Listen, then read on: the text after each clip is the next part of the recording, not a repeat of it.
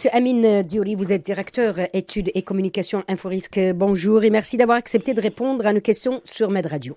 Bonjour à vous et merci de votre invitation. Alors, Monsieur Diouri, 2020 a pris fin. C'est une année qui a été difficile. Certains secteurs ont même été confrontés à des sentiers battus. Le monde s'attendait fin 2020 à des niveaux records de défaillance d'entreprises à cause de la crise, nous le rappelons. Or, visiblement, cela n'a pas été le cas. À votre avis, pourquoi? Est-ce qu'il y a une explication?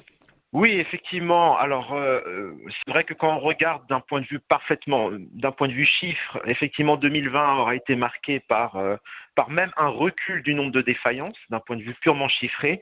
Effectivement, alors ça n'est pas un phénomène extraordinaire parce que dans d'autres pays, je regarde par exemple l'exemple de la France, ils ont un niveau similaire de défaillance qui est en baisse également.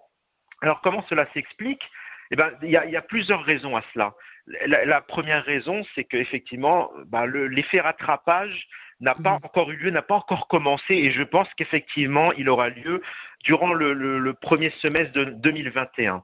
Alors effectivement, jusqu'à présent, il y a eu pas mal d'aides de l'État qui ont permis justement de limiter les faillites d'entreprises, notamment ce qui est resté, c'est-à-dire les Daman Relance TPE et avant ça Daman Oxygène.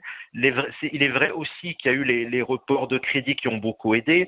Il y a eu également les aides spécifiques sectorielles, les programmes sectoriels donc certains secteurs ont signé avec l'État des programmes spécifiques pour bénéficier d'une aide CNSS par rapport à effectivement des activités qui travaillent moins actuellement.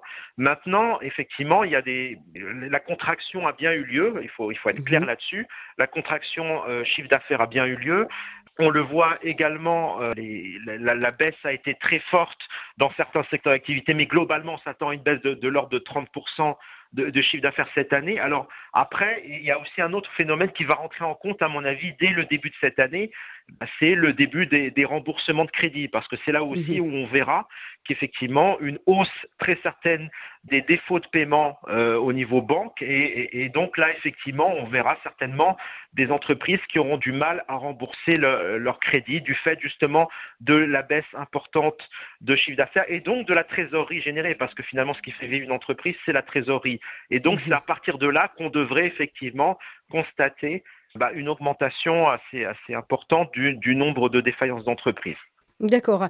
Monsieur Diouri avait une dernière sortie médiatique du ministre de l'Industrie qui a déclaré que certains secteurs, et c'est étonnant, qui ont réalisé une croissance comparaison faite avec la même période de l'année dernière. Est-ce que cela pourrait s'expliquer par les mêmes raisons que vous venez d'avancer?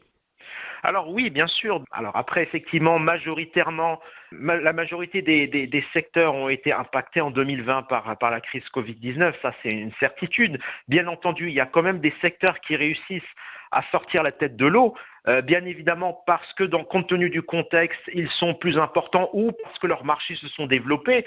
C'est le cas, par exemple, je citerai l'exemple des télécoms. L'Internet, etc., a vu effectivement son utilisation se développer.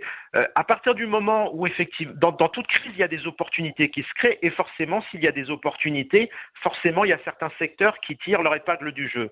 Je citerai un autre exemple, par exemple, dans l'industrie agroalimentaire, même si effectivement il ne faut pas mettre toutes les activités du secteur ensemble, mais par exemple certaines activités du secteur de l'industrie agroalimentaire ont réussi aussi à sortir leur épingle du jeu en 2020.